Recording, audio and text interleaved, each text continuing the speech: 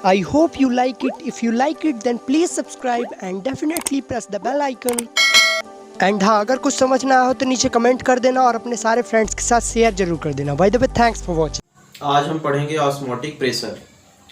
तो osmotic pressure पढ़ने के पहले हम कुछ की पॉइंट्स को जानेंगे।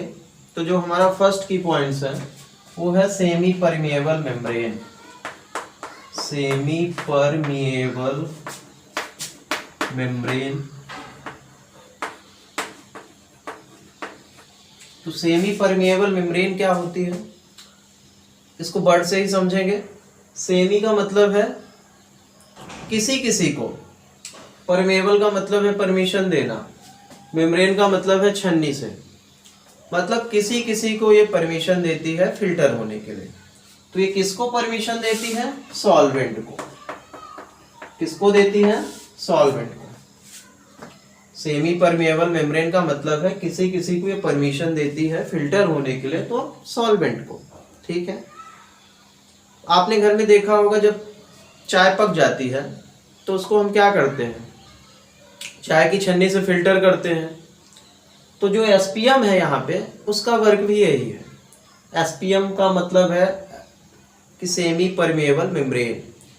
जो आर्टिफिशियल सेमी परमिएबल मेम्ब्रेन बनी होती है वो किसकी बनी होती है? कॉपर फेरो साइनाइड की। ठीक है। तो सॉल्यूशन में सॉल्वेंट होता है एंड सल्यूट होता है। Solute and solvent.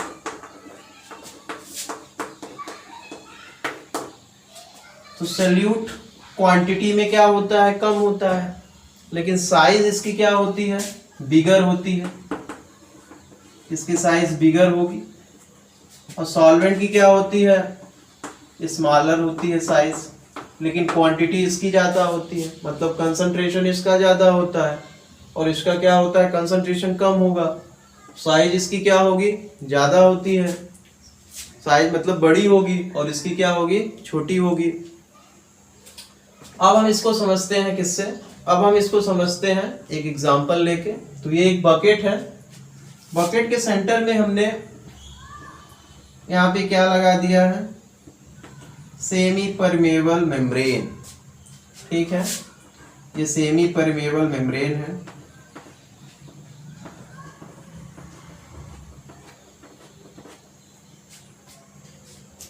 One side हमने यहाँ पे प्योर सॉल्वेंट फिल कर दिया है। ये आपका प्योर सॉल्वेंट है, मतलब प्योर वाटर, प्योर H2O। और इस साइड हम क्या फिल कर देते हैं? सी वाटर। सी वाटर का मतलब है समुद्र का पानी। ये सी वाटर है। तो आप ये जानते हैं कि सी वाटर में क्या होता है? NaCl डिसॉल्व होता है। तो ये NaCl है। ठीक है। फिर से देखिए, एक बकेट है। बकेट में हमने one side pure water fill किया है और सेकंड साइड हमने क्या फिल किया है? सी वाटर। सी वाटर का मतलब है समुद्र का पानी। ठीक है। तो सी वाटर में क्या क्या होता है? NaCl डिसॉल्व होता है, मतलब सॉल्यूट भी है और सॉल्वेंट भी। तो ये क्या हो गया? सॉल्यूशन हो गया। ये क्या हो गया? सॉल्यूशन। और ये क्या हो गया? आपका सॉल्वेंट। ठीक है। अब होता क्या है कि इसका कंसंट्रेशन ज्यादा है, ये हायर कंसंट्रेशन है, और ये क्या है? इसका कंसंट्रेशन लोअर है, मतलब इससे कम है ये सॉल्यूशन का। तो जो सॉल्वेंट के पार्टिकल हैं, अब ये तो आपको मालूम है कि सेमी परमिएबल क्या करता है? परमिशन देता है सॉल्वेंट के पार्टिकल को फ्लो करने के लिए। तो जो सॉल्वेंट के पार्टिकल है वो हायर कंसंट्रेशन से क्या होते हैं? धीरे धीरे कहाँ पे चल थ्रू किसके? सेमी परमिएबल मेम्ब्रेन के थ्रू ये कहाँ पहुंच जाते हैं? सॉल्यूशन की तरफ। ठीक है। तो मतलब ऐसी प्रोसेस जिसमें सॉल्वेंट के जो पार्टिकल्स हैं वो फ्लो करते हैं from higher concentration to lower concentration. उस प्रोसेस को हम क्या बोलते हैं? ऑस्मोसिस। उस प्रोसेस को हम क्या बोलते हैं? ऑस्मोसिस। जिसमें सॉल्वेंट के जो पार्टिकल्स हैं फ्रॉम हायर कंसंट्रेशन से लोअर कंसंट्रेशन की ओर फ्लो करते हैं through the semi permeable membrane. ये क्या है आपकी सेमी परमेबल मेम्ब्रेन है, एसपीएम। ठीक है, तो उस प्रोसेस को हम क्या बोलेंगे, ऑस्मोसिस। तो इसकी डिफिनीशन क्या हो जाएगी, when solvent flow from higher concentration to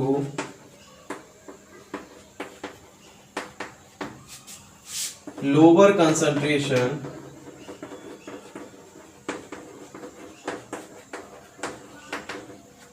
through SPM, this phenomena is called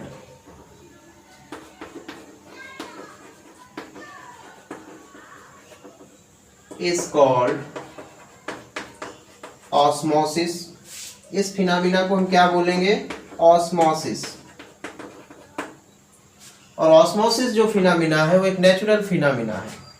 फिर से आप देख लीजिए, ये हमारे पास एक बकेट थी, बकेट के सेंटर में हमने एसपीएम लगाया है। एसपीएम का मतलब होता है सेमी परमेबल मेम्ब्रेन, जो क्या करती है, सॉल्वेंट पार्टिकल को फ्लो करने के लिए परमिशन देती है।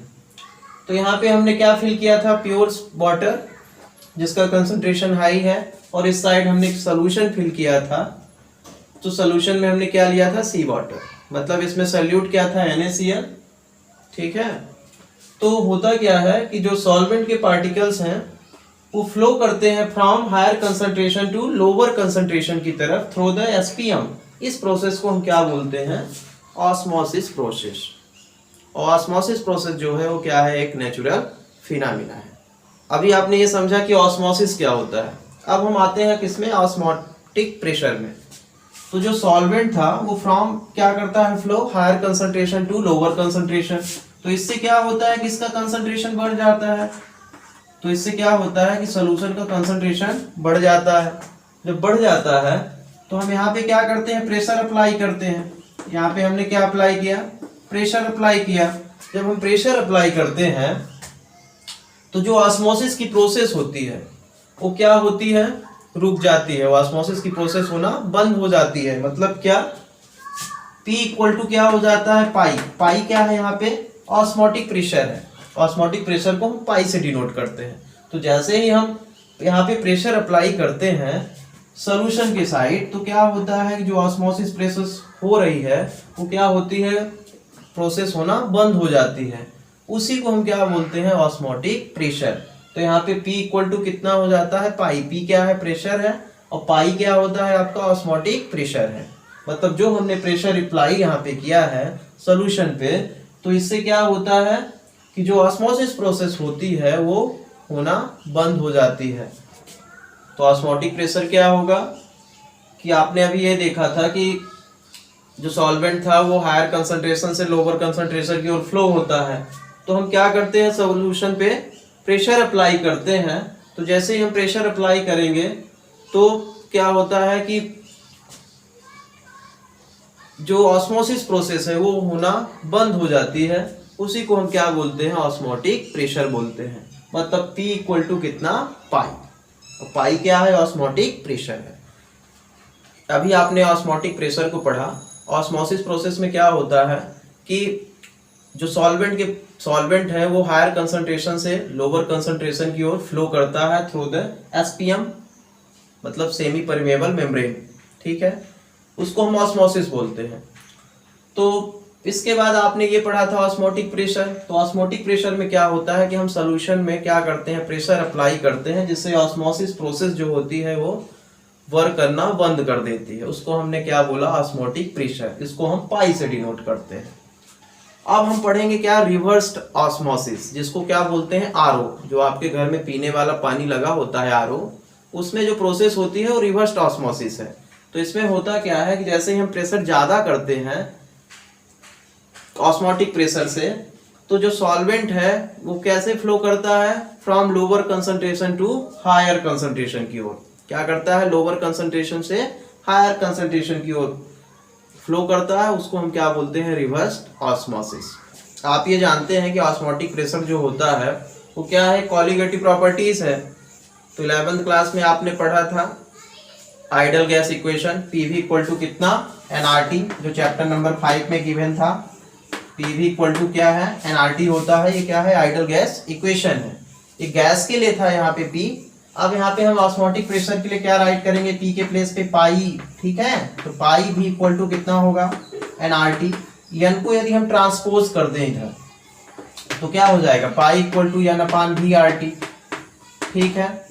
पाई इक्वल टू क्या, n upon V R T. हम ये जानते हैं कि n upon V equal to क्या होता है, molarity equal to M equal to क्या, ये कंसंट्रेशन की इक्वल होता है, मतलब कंसंट्रेशन ऑफ सॉल्यूशन। तो n upon V equal to क्या, सी होता है। तो एन अपान वी के प्लेस पे हम क्या रख सकते हैं, सी। तो पाई इक्वल टू कितना हो गया, C R T. Pi equal to क्या हो गया, सी आर टी। अब हम मॉलिक्यूलर मास ऑफ सॉल्यूट को भी फाइंड कर सकते हैं। तो मॉलिक्यूलर मास ऑफ सॉल्यूट को फाइंड करेंगे, मॉलिक्यूलर मास ऑफ सॉल्यूट।